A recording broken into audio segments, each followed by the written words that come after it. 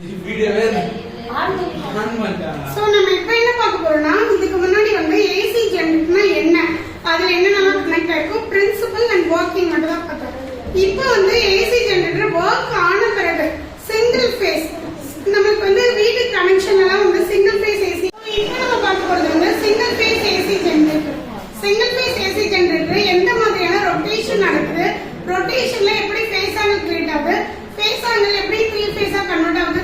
இப்போ நம்ம பார்க்க போறது சிங்கிள் ஃபேஸ் தான். சோ மெயினா ஒரு கரண்ட் சப்ளை அப்படின்னு எடுத்தாலே சிங்கிள் ஃபேஸ் தான் நம்ம எடுப்போம்.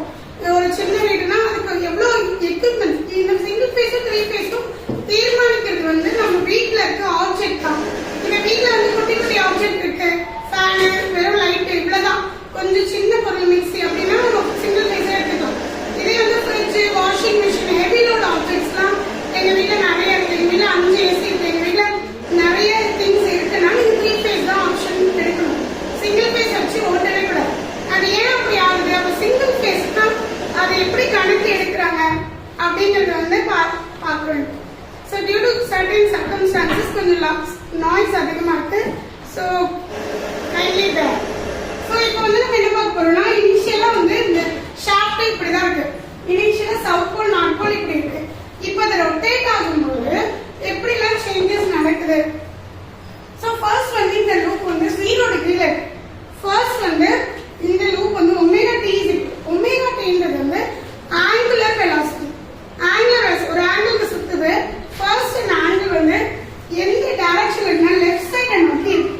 ஸோ இந்த பிளேட் வந்து லெஃப்ட் சைடு தான் இனிஷியல் பொசிஷன். இப்படி வைக்கிறாங்க. ஒமேகா டி எதுவுமே சுத்தவே ஆரம்பிக்கல, இனிஷியலா இப்படிதான் இருக்கு. இஎம்எஃப் தான் இப்ப பார்க்க போறோம். இது மூலமா ஒரு இஎம்எஃப் கிரியேட் ஆகுது. அந்த இஎம்எஃப் வந்து எந்த மாதிரியான ஒரு ஃபேஸ தருது. சோ ஃபர்ஸ்ட் வந்து ஒமேகா டி 0. அப்ப 0 பொசிஷன்ல தான் இருக்கு. சோ அடுத்து வந்து இந்த ஷாஃப்ட் ரொட்டேட் ஆகும். ஃபர்ஸ்ட் இப்படி இருக்கா, இந்த பொசிஷன்ல இருக்கு.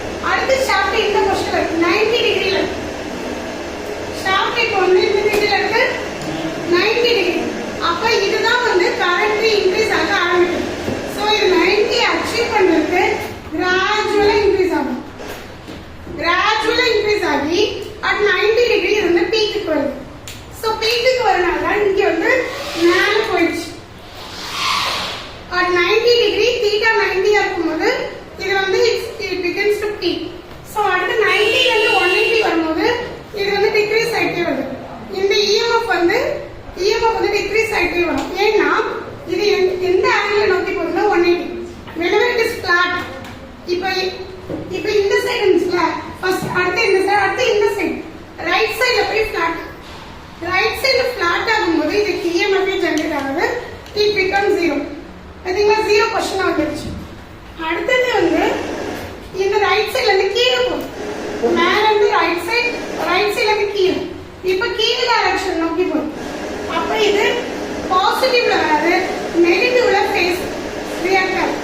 அப்ப நெகட்டிவ்ல பீக்குக்கு போகுது. ஏன்னா இது whenever it is perpendicular இருக்கும்போது magnetic flux whenever இந்த ஷாஃப்ட் வந்து ரைட் சைடுல, இப்ப ரைட் சைடுல போறனால இது வந்து 180 டிகிரி இருக்கு. 180 டிகிரிக்கு இப்பெல்லாம் ஃபிளாட் ஹாரிசான்டல் பொசிஷன்ல வருதோ அப்பெல்லாம் 0க்கு போயிடும். இந்த ஆங்கிள் ஃபேஸ் ஆங்கிள் இது வச்சது நம்ம வந்து ஃபேஸ் ஆங்கிள். அப்ப இதுல வந்து நான் ஏன் இத சிங்கிள் ஃபேஸ்னு சொல்றோம்னு நான் சொல்றேன். சோ இது வந்து 270 டிகிரி. 270ங்கிறது கீழ டிகிரி, அதனால கீழ பீக்குக்கு போயிடுச்சு.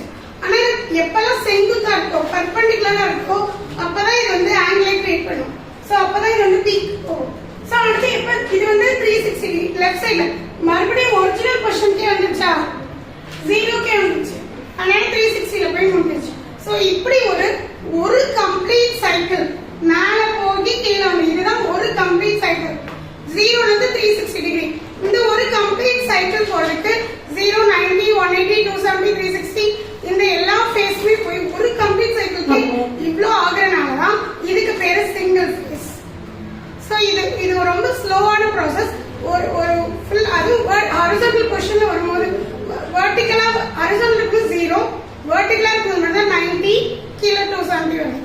மத்த எல்லாமே லெஃப்ட் சைடு, மேல சைடுல இப்படிதான் போகும். இந்த ரொட்டேஷன் தான் போகும். So this is called single phase AC generator. புரியுதா? இது ரொம்ப ஈஸி. ஆங்கிள் மட்டும் நீங்க கரெக்டா பண்ணணும். அதுக்கு ஏத்த ஃபேஸ் ஆங்கிள் நீங்க